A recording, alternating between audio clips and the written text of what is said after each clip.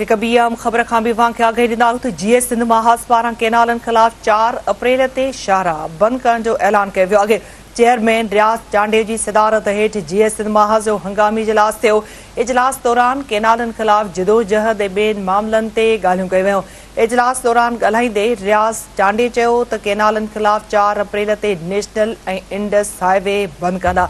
हुन चयो त सिंध वासियुनि जी जिदोजहद ॾिसी पीपुल्स पार्टी वारा वाइड़ा थी विया आहिनि। संदसि चवणु हो त केनालनि ख़िलाफ़ पुरअमन जिदोजहद कंदड़नि ते केस दाख़िल कया पिया वञनि।